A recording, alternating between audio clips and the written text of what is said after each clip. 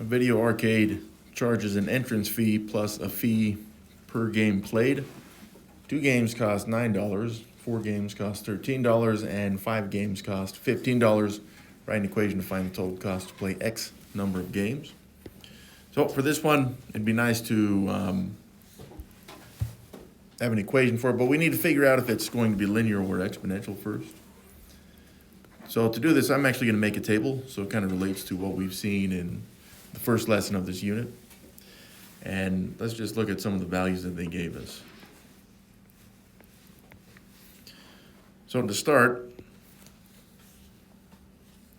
I see here that it gave us, or that we can have 2 games, which cost $9. And I can see also from that the cost is going to depend on how many games that you play, right? So there is an entrance fee, something they have to pay, and that would essentially be for 0 games. But the only information they tell us is after 2 games, you spend $9. Okay, so I'm going to say, well, you're going to make 2 games, be $9. So the $9 is the Y because the cost will depend on how many games you play. And the Y is the dependent variable. So the games is X and the cost is Y. But then they also say if you play 4 games, so we'll put that in, if you play 4 games, it's going to cost $13. And then lastly here, they tell us if you play 5 games, that will cost $15. So we'll figure out if this is linear or exponential, and we kind of expect it to be linear, just because if they're charging you extra every time you played a game, then, well, that's kind of a bad business model, but math doesn't always make a ton of sense that way, right? So let's look at some of these fractions. And remember, it's a change in y to a change in x ratio. So from 9 to 13, again, if I wanted to find that change, I can just do 13 minus 9. But it tells me that this goes up 4. So my ratio right now is a 4. And then from 2 to 4, this is going to go to the right 2. So it's a 4 to 2 ratio, which would simplify to 2. But let's check the next one. Okay, so they'll only give us this other set of points. If it's equivalent to 4 over 2, then we know it's linear. If it's not, then it has to not be linear. So it'd be exponential. And from 13 to 15, this would be up 2, which again, you just take the second value and subtract the first one. So 15 minus 13, that tells us this one goes up 2. But then the x's from 4 to 5, this goes to the right 1. And right here, I can see that 4 to 2 is the same as 2. 2 to 1 is the same as 2. So these are the same ratio of change. So now we know this one is linear. So we need to set up a linear equation, and that's where we set up something that is slope-intercept form. And the good news about that as well is that these ratios that we just found over here, the 2, that's the slope. Okay, because the slope is the rate of change between points. And now I can fill this in as my slope. All I need now is my y-intercept. So what I'm going to do is I'm going to use a table. What I'd like to do is go back to where the x is 1, because that's what my y-intercept will be. Okay, the y-intercept, I said where x is 1. It's where x is 0. So I've got to go back in my table. So what's happening in between the values? Well, if I go up in my x values, then the y goes up 2 every one of the x's. Or if I went up 2 x's, then it went up 4, right?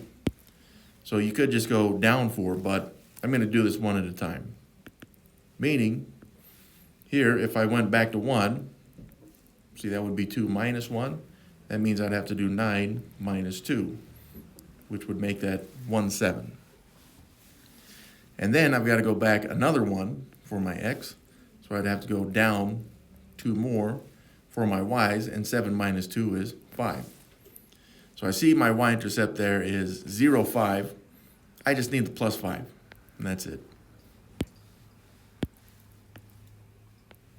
So that's my linear equation for this video arcade, both with the entrance fees. So the 5, by the way, that is the entrance fee.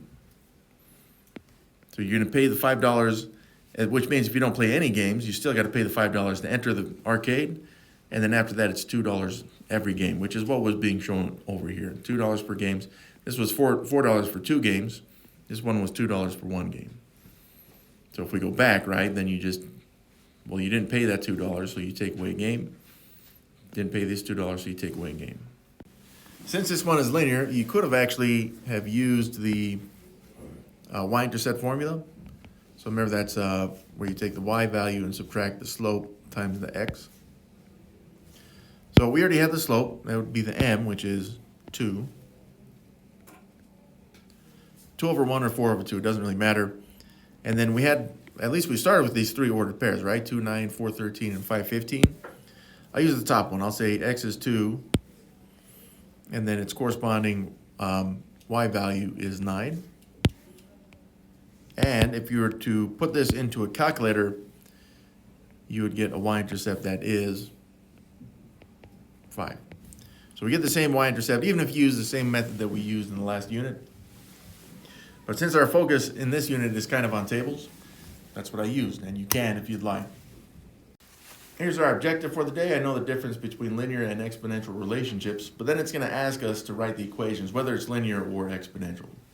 So just knowing the difference between those two, if it's linear, we're going to have to write this in slope-intercept form, which we've seen extensively as y equals mx plus b. And we know we're just really filling in the blanks there, the slope and the y-intercept.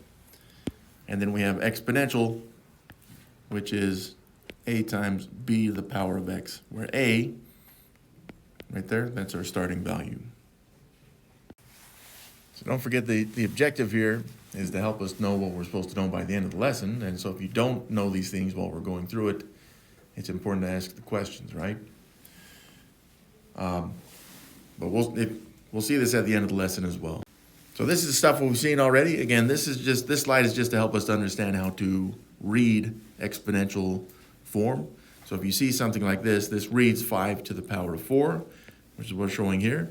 I wouldn't ever want to just write all these words out because it's a lot of writing.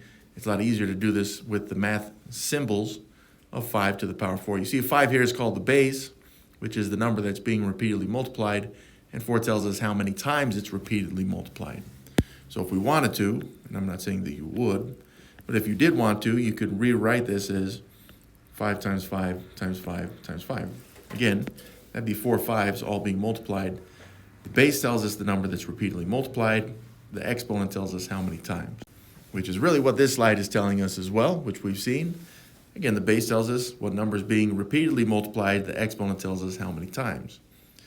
Now you can start with an exponent like this one, 6 to the power of 4, which is how that reads, and rewrite it with repeated multiplication. 6 times 6 times 6 times 6. 4 6s. Remember, that's the exponent. Or you can start with repeated multiplication, then change that back into an exponential form. So we see that 7 is being repeatedly multiplied here, which is why it's the base. And then it was multiplied by itself 5 times, so that's the exponent, 7 to the power of 5.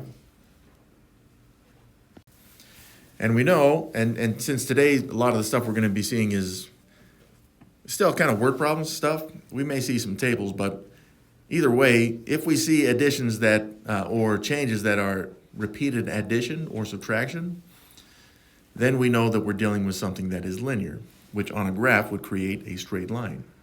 Or you could write an equation like this, y equals mx plus b, that's slope-intercept form. We have seen also equations written in standard form, which is the more direct translation for word problems. And they look something like this, where a, b, and c would be numbers. If we see something that's exponential, then we're looking at changes that are multiply and divide. We tend to just check for linearity first. Do you have to do that? No, some students may prefer to check exponentiality first, and that's fine as well, because you can see if stuff is being multiplied pretty quick, but you still have to compare values together, right? So I'm going to start with linearity. Is it linear? If it is, we'll write the equation. If it's not, we know we're dealing with something exponential, and we'll look for an equation like this one.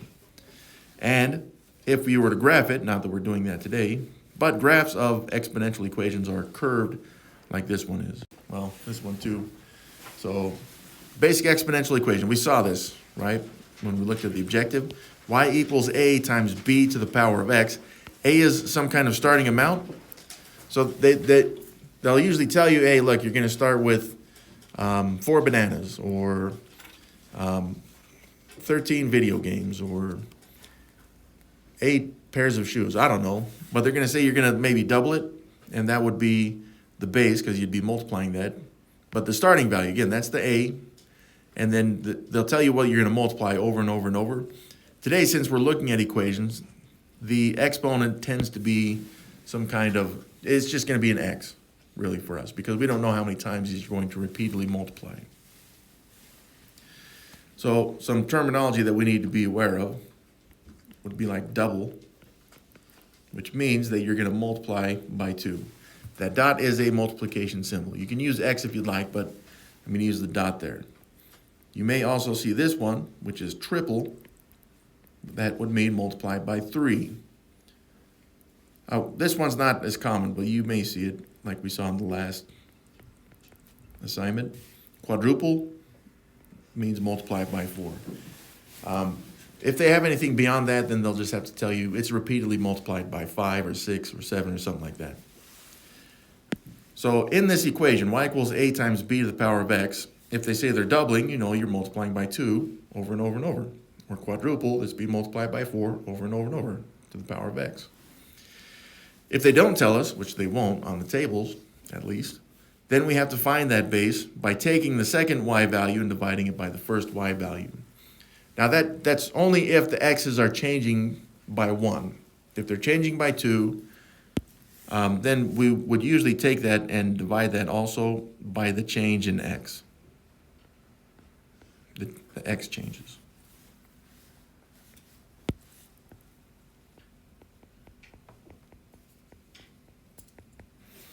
Right, that's where we take the 1x value and subtract the first one, okay, between the two that we're comparing.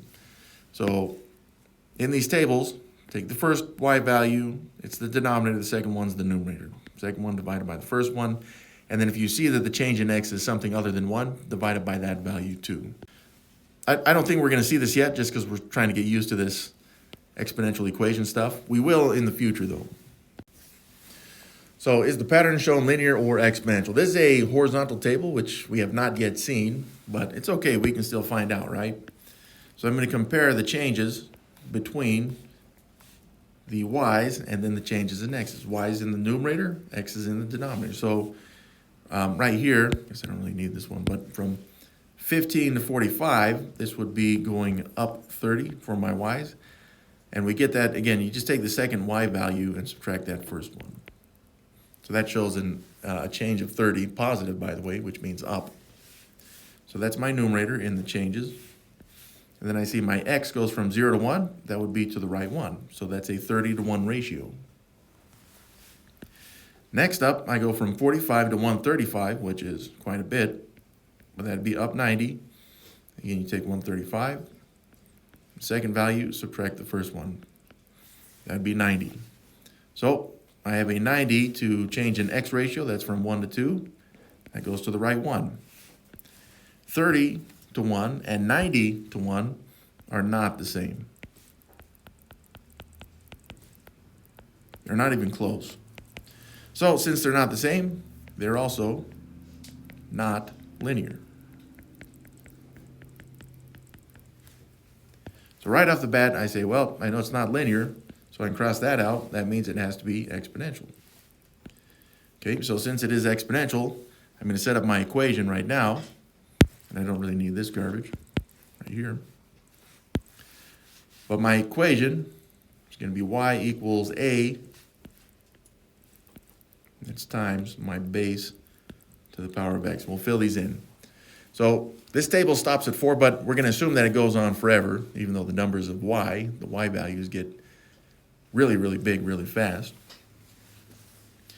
So let's figure out what, I guess, well, actually, let's start with the value that we, the starting value, right? Because the a represents whatever we start with.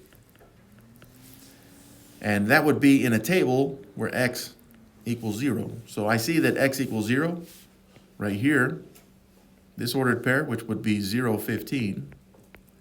And so I see my starting value is just 15. Okay, so I got y equals 15 times the base. So what's being multiplied repeatedly? Let's take this table. Let's move down here so we can work with it. All right, so what's being multiplied? Well, remember, to figure out what's being repeatedly multiplied, I'm going to take the second y value, which right here is 45, and I'm going to divide it by the first y value, which was 15. 45 divided by 15. This tells me that we're repeatedly multiplied by 3. Put that in the calculator, 45 divided by 15. You'll see that that's multiplied by 3. And this means that if you were to take 15 multiplied by 3, you'd get 45. 45 times 3 is 135. 135 times 3 is 405. 405 times 3 is 1215. So we see that we're just repeatedly multiplying by 3 here. And so in my equation, I now know that my base is 3. And again, we don't know how many times it's going to be repeatedly multiplied, so I just have this to the power of x. That's my exponential equation there.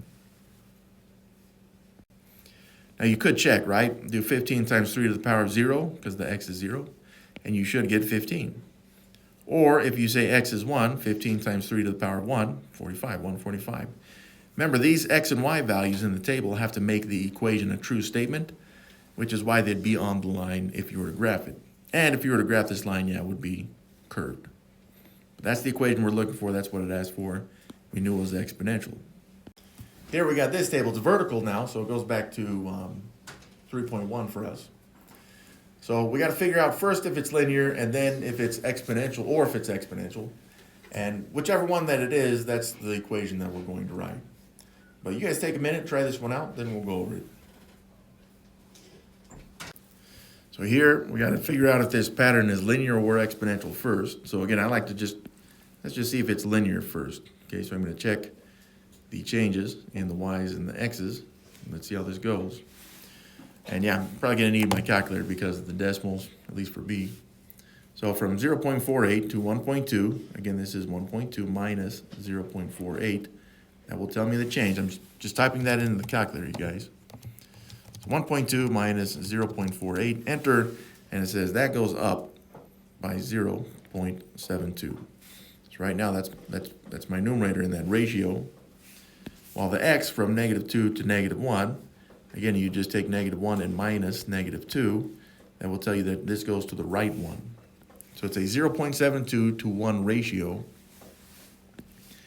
And then next up, from 1.2 to 3, again, if you need that value, do 3 minus 1.2, and that will tell you this one goes up by 1.8. So that's my numerator, 1.8. But my change in x from -1 to 0, again, you check that change with 0 minus -1, which would tell you this goes to the right one. Now it's positive because you're minusing a negative, but right here, again, I don't need to go any further because I see that these two ratios are not the same.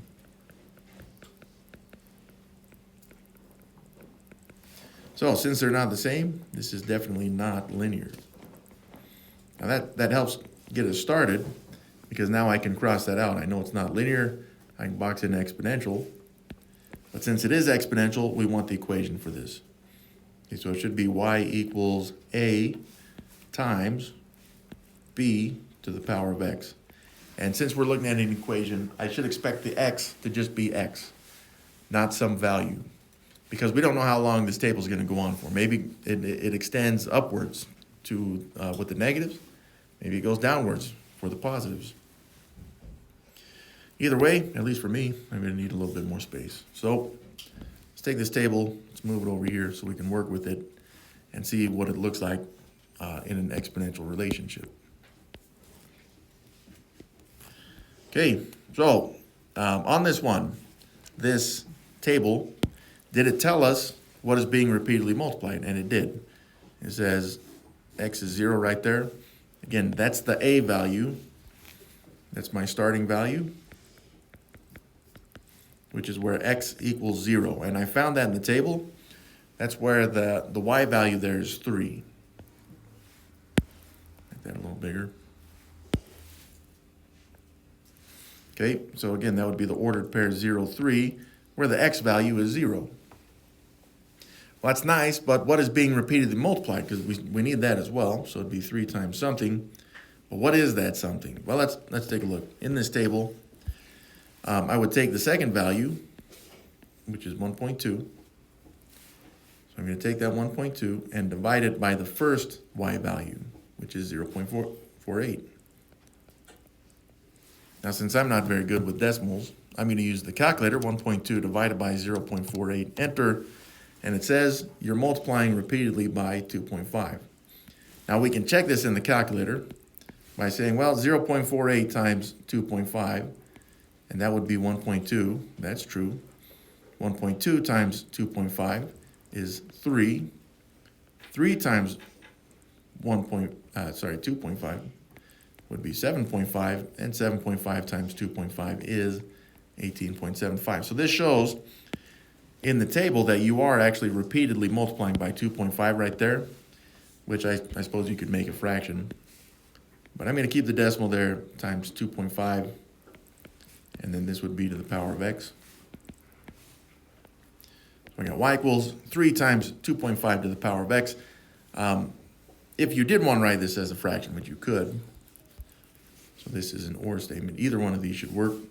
You can say, well, y equals, it's still going to be 3, that's the number we start with, but 2.5 rather would be 5 halves. And now with this fraction, you need to make sure you keep it in parentheses, because it's not just the 5 that's to the power of x, it's the 2 as well. It's the full fraction. So again, either one of these will work for your equation. Let's take a look at this one. Is the pattern shown linear or exponential? Write an equation to represent the pattern below. Fair enough. Let's figure out first if we're dealing with something that's linear, and then if it's not, then we'll have to write something that's exponential. So let's look at our changes. Changes in y's compared to changes in x's. So first, I've got from 5 to 17. That would be up 12. And again, I find that by taking 17 and minus 5. That tells us the change in y. So that's my numerator, 12. And my x from negative 3 to negative 1, this goes to the right 2. Which again, you just take negative 1 minus and then negative 3, and you'd get that positive 2 right there. So it's a 12 to 2 ratio, which simplifies to 6 if it's necessary. Okay, so all the other fractions should simplify to 6 as well. Let's find out. So from 17 to 35, this would be going up 18. So again, 35 minus 17 is 18. That's my numerator. And then from negative 1 to 2, take 2 and minus negative 1. And you'll see this goes to the right 3. And an 18 to 3 ratio is simplifiable to 6. So right now it's looking like it's linear, because as of now, the changes are the same, which means that the other changes should also be the same. From 35 to 41, this would be up 6, which again would be 41 minus 35. So I have a change of 6 for my y's, and then from 2 to 3, this goes to the right 1. It's just 3 minus 2. 6 to 1 ratio is a 6 ratio. It's the same thing. And then from 41 to 59, this also is going to go up 18. Now we know if it's going up 18, the denominator needs to be 3. And from 3 to 6, this goes to the right 3. So 18 to 3 ratio tells us this one goes to the right 6. All of these are the same. All of these ratios are the same. And that's important because since they are all the same, this one is linear. So here, I know that I'm dealing with a linear relationship, not exponential. So I can box in linear there. And since it is linear, I'm looking for slope-intercept form. Y equals mx plus b, where m is my slope, and then the b is my y-intercept. So the good news is, since it's linear and we found all the ratios of changes, which is 6, that's my slope. And so again, there's just kind of a box that you fill in and a blank that you fill in right there. And so right now I've got y equals 6x. What I need now is my y-intercept. So there's 2 ways to do this. So I'm going to show you both ways. And the first way is using the table, meaning if I wanted another box in my table, I can just kind of put that in there. What I would like is an x value that's 0. So I'm putting my 0 into the table, which means that if I have that there, see that from -1 to 0, this goes up 1 or to the right 1. And that means the y, since it's a 6-to-1 ratio, has to go up 6. So I do 17 plus 6, which is 23, and I get my y-intercept, that is positive 23, from the ordered pair 0, 23.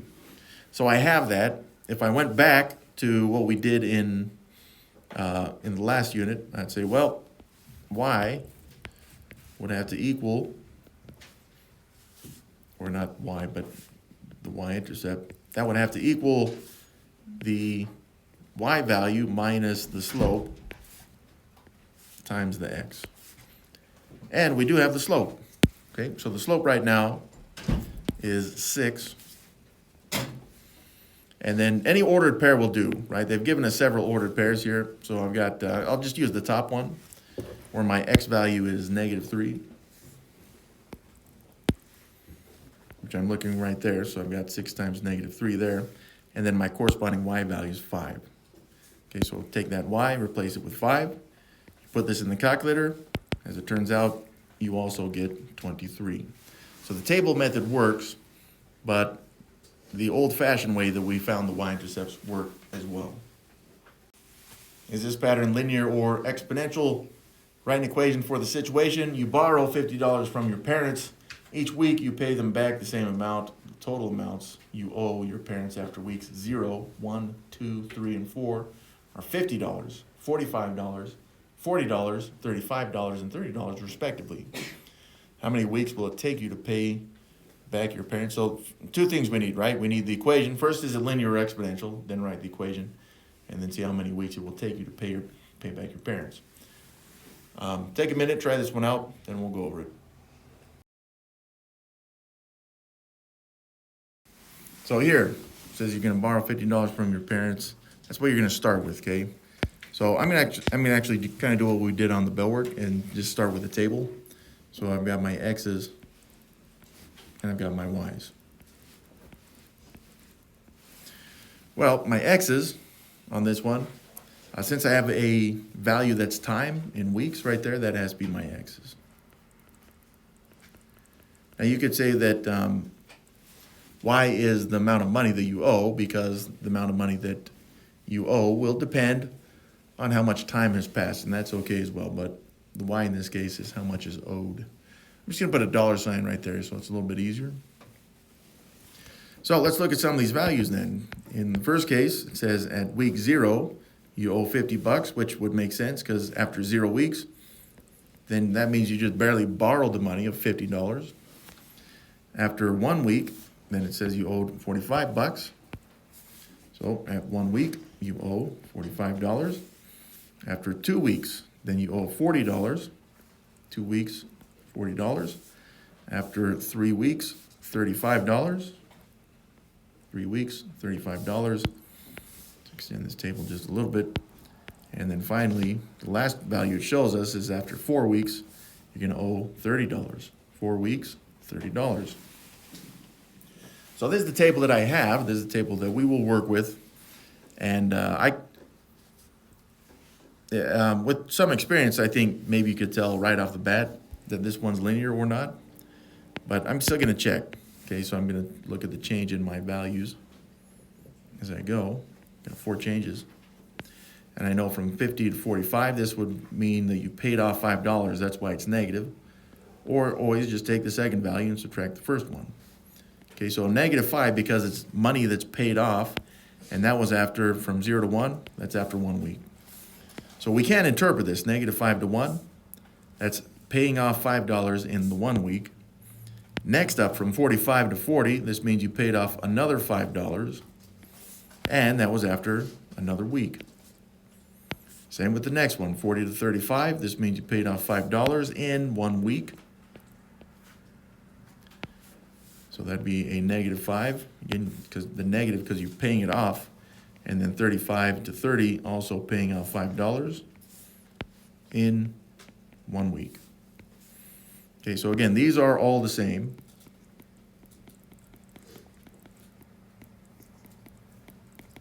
And since they are all the same, we're looking at a linear situation. I'm going to simplify these because since it is linear, it's important to know what these simplify to. It's -5, by the way. Because we're going to need that value. All right, so for our equation, we're looking for something that's linear. Right, so we know this one's linear, not exponential. That means I'm expecting something in slope-intercept form. Y equals mx plus b.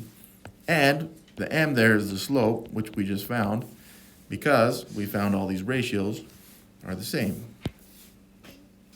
-5, it's negative. So you're going to pay off $5 every week. And then we know the y-intercept, that's just whatever you start with. That's our y-intercept.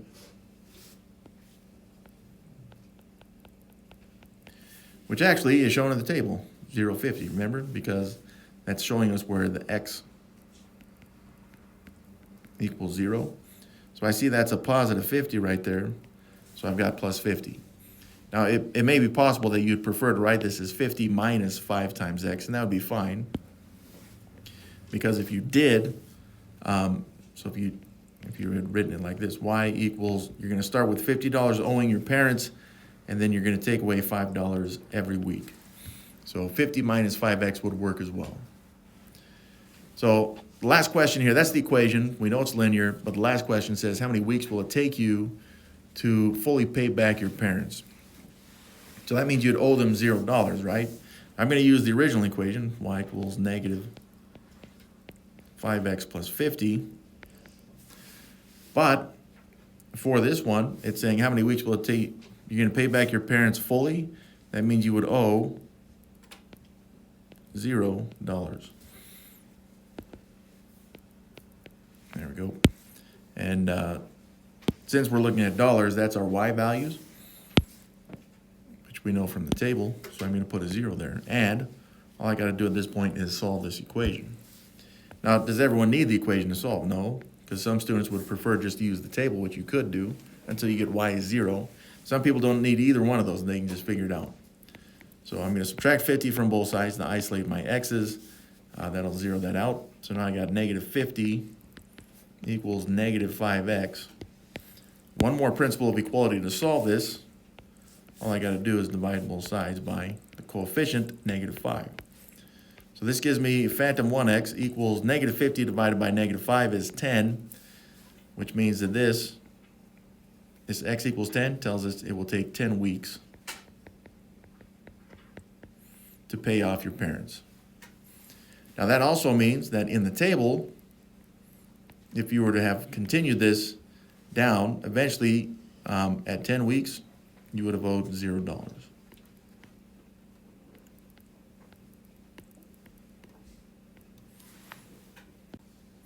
So that does it for this problem, right? We got the equation. We used the table. We found the y-intercept. We knew it was linear. And then we used the equation to solve for the 10 weeks. But not everyone needs the equation to solve for the 10 weeks. That's just the way that I did it. Right, this table, it goes down to 10, 0 if you wanted to use the table. It probably is not going to go to 11 weeks because you're not going to just continue giving your parents $5, I mean, unless you wanted to. But in this situation, we're just looking at how much you owe. Now that you owe $0 in 10 weeks, you would pretty much stop the table at that point. So sometimes we use little common sense when we're dealing with these, like some of them don't go to infinity, of course. But in word problems like this, we can usually find an end to these values. This last one is the pattern shown linear or exponential. Write an equation for the situation. As a treat, you eat a portion of your chocolate bar each day. You eat the same portion of the remaining bar each day. On day 0, the bar of chocolate starts with 32 pieces. After 1 day, 16 pieces remain. After 2, 3, and 4, there are a total of 8, 4, and 2 pieces remaining. Use a fraction where necessary. So we're going to figure out if this is linear or exponential. And I'm going to do the same thing that I did on those other ones. I'm going to make a table. All right, we're expecting a few values that we can put in here. But what I notice is that it says we're comparing, I guess, chocolate pieces to days.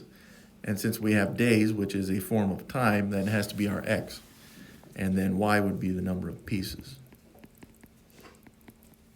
Pieces of chocolate if you really want to be specific, but I'm okay with this. So what values did it give us?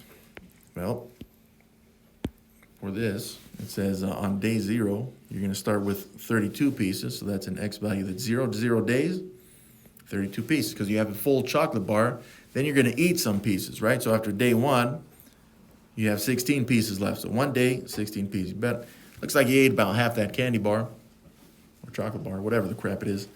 And then over here it says, well, 2 days, you'd have 8 pieces. So 2 days, 8 pieces. 3 days, 4 pieces. 3 days, 4 pieces. And then 4 days, 2 pieces. So after 4 days, it's almost gone completely. Let's just figure out first if this is going to be linear. So I'm going to compare my changes in y's to x's as ratios, and we'll see if they are all the same. Because if they are, then it's linear. If they're not, then it is exponential. So from 32 to 16, I see that it's negative 16. And that'd be 16 minus 32. Negative because you're eating the pieces. And then from 0 to 1, you're gonna that's after 1 day. So you ate 16 pieces after 1 day. Then from 16 to 8, again that'd be 8 minus 16, you ate 8 pieces. So minus or negative 8 rather. And then from 1 to 2, that would be another day. Now right there I can stop because I know that these two values are not the same.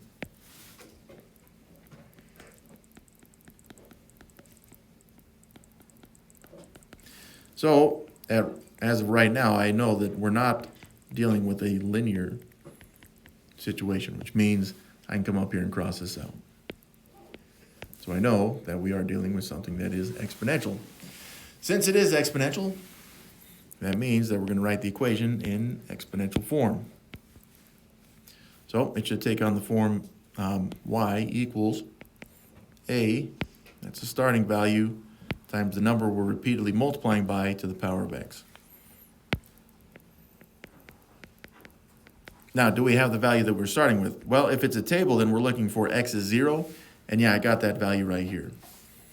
Okay, so my starting value was 32. This means you're starting with 32 pieces. Okay, so I'm just filling in the blanks again. The base, so what's being repeatedly multiplied on this one? So for this, zoom out a little bit for some space. Okay, I'm going to take my table. I'm going to move to the side so I can actually figure out what is being repeatedly multiplied. Because I know the first part that I've worked with, it just means that it's not linear. So what's being repeatedly multiplied? So again, the x goes up by 1, so that's good to notice. So that means I can just compare my y values. So I'm going to take the second one, which is 16, and divide it by the first one, which is 32. And when you take 16 and divide it by 32, I'm going to keep the fraction there. It's 1/2. And so my repeated multiplication is by 1/2. Okay, and that's going to be to the power of x. Since this is a fraction, you're going to need those parentheses. And just to show the work on that is in the table. So if you take 32 multiplied by 1/2, you get 16. If you multiply that by 1/2, you get 8. If you multiply that by 1/2, you get 4. If you multiply that by 1/2, you get 2, which means if you wanted to go another day, not that I think you do, but after 5 days, you'd have 1 piece left, if this pattern continues. Okay, so that's just to show that it's repeated multiplication there, which is why it's multiplied by 1/2 to the power of x. And that's the equation that I'm going to go with. And yeah, I believe that the 1/2, if you made that a decimal, it should work. I'm going to keep it like this because I think the fraction's prettier, but it's up to you. Some of these you may have to read and reread several times. Like I said in the beginning, you eat the same portion of the remaining bar each day. That was also a hint that you were looking at something that was exponential, which means if you notice that, you didn't need this table to figure out that it's not linear. I mean, maybe it helps. Maybe you still need the table to figure out what you multiply by, the same thing over and over and over. But again, that statement right there tells us that it is not linear, it is exponential. As promised, we're seeing that here at the end of the lesson. I know the difference between linear and exponential relationships and how to write their equations. Hopefully you feel good about that stuff, because if not, you need to be asking questions.